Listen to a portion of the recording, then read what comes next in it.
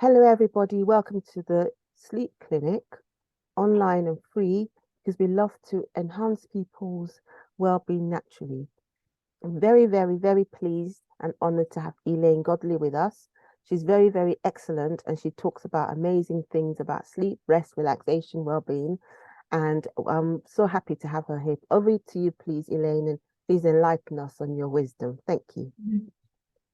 Thank you, Wanda. I'm not actually a sleep expert, so before we continue, I must put that disclaimer out there. I'm a general health and wellbeing mentor, multi-award winning actually, so that's really nice.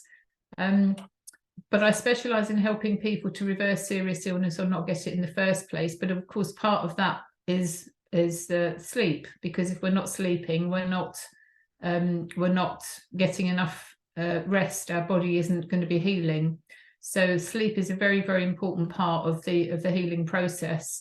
And quite often I find that people who haven't had enough sleep, they will struggle to get a reversal in whatever their health condition is. Doesn't matter what label is given. So we all know the basics. Well, actually, we don't all know the basics. A lot of people, I'm still surprised that they go to bed with their phones by the side of their bed. I mean, really, you know, it's just quite incredible. But then again, why should I be surprised? Because we don't have the education, do we? Nobody teaches us what to do and what not to do. So perhaps I should just run through the basics then. Please never, never, never, ever have the phone by the side of your bed. Never have, unless it's on airplane mode or switched off. And alarms still work when the airplane mode is on, which a lot of people don't realise. So don't think that, you know, you're going to oversleep or something. Put your phone on airplane mode and set the alarm if you need to. I very rarely use an alarm because I go to bed when I'm tired and I get up when I've had enough. My body clock has adjusted itself over the years to be very, very natural, into kind of a natural rhythm. Which is what, you know, it's nice to be natural on anything we do. So sleep is really important. And they say that an hour sleep before midnight is worth 2 afterwards. We should be getting around about 7-8 hours a night sleep. And it's really important that it's a good quality sleep rather than disturbed. And if we've got our phones in the room, if the internet is on in the whole house, that will affect our sleep. That will disrupt our sleep pattern. So please don't have the phone by the side of your bed. If you do have it on airplane, please don't have the router on. Switch the router off at night, because that's still going through your whole body, your whole house, apartment, whatever you live in, and it's affecting your sleep pattern because you've got the electromagnetic frequencies that are interfering with the body's function. Obviously, not having coffee before you go to bed. People say don't have chocolate either, but I find a glass of red wine and a piece of very, very dark chocolate. I have the very 95%. You can't have more than one chunk of it because it's so bitter, but it's gorgeous with a glass of red wine.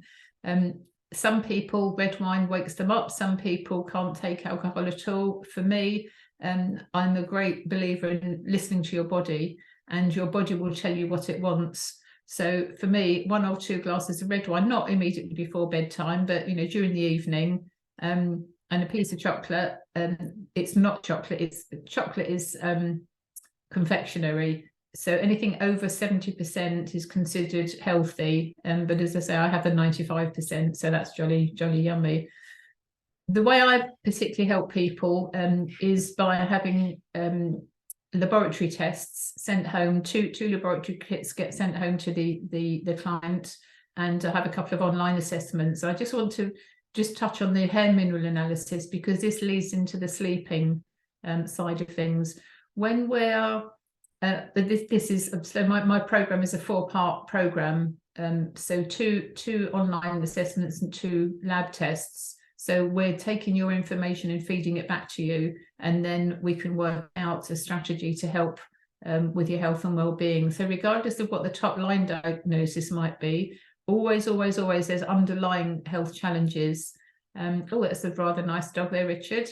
Weimaraner, if I'm not mistaken. Beautiful, really nice.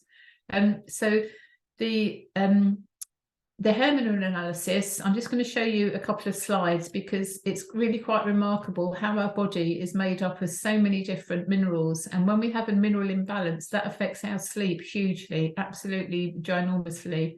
So this slide is an example of somebody who you can see there. We've got all the different mineral elements along the bottom there, all the different codes. Calcium and magnesium are huge. Calcium is off the scale for this individual. Magnesium is extremely high. So is copper. And what happens is when our minerals are out of balance, our whole body is out of balance.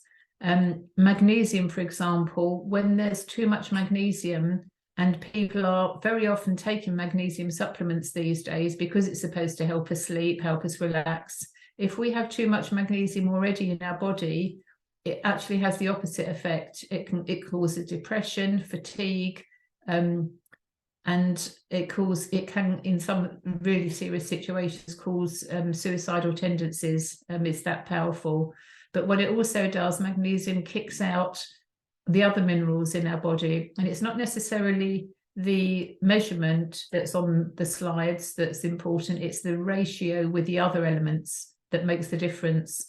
So for some people, they can have a higher magnesium element, but if it's in ratio with the other minerals in their body, then everything's fine.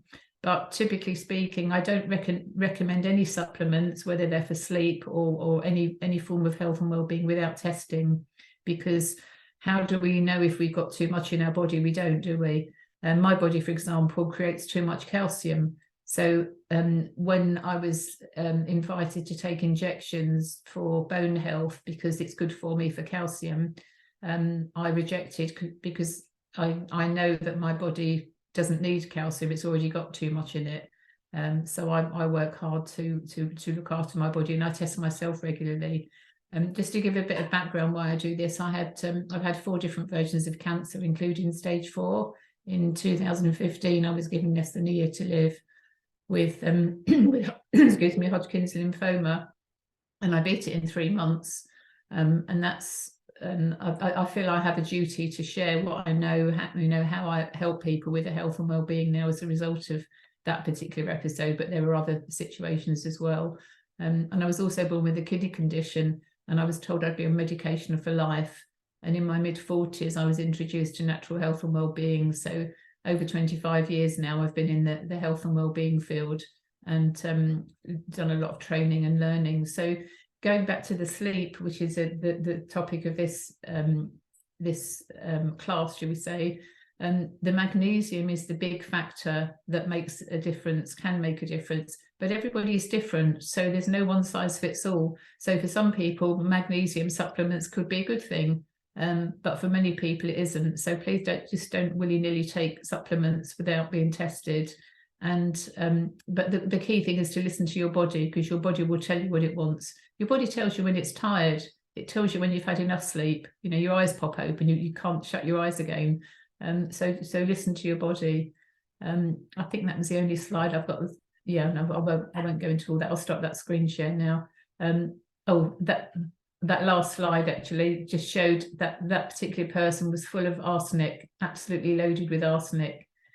And there was another slide on there which is showing how what was it, mercury. I've got clients who some of my clients are literally sent home to die from the National Health Service. They can't do anything for them, but I've been able to turn some of them around, as I did with my own situation, or at least give them more time or more quality. But a big thing is the sleep, absolutely huge, because when our body is sleeping and we're resting, our body is healing.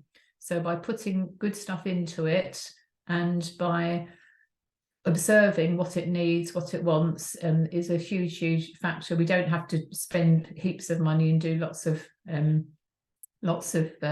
fancy fangled things. Listen to our body will tell us. So I don't know if there's any questions. There's not a lot more I can say really, because it's just it's not my topic of expertise, but I do touch on it particularly. Oh, there's another lovely dog there. Surrounded. You're dog sitting, aren't you, Richard, again? Yes, I thought so. Very good. Yes, a lovely a lovely thing to be doing. Yeah. Cheers. And Thank you. Thank nice you so houses as much. well. Thank you so much. That was a really good talk. Thank you. So I'm going to stop the recording now. Well done. And then we can take questions. Thank you very much again. Thank you.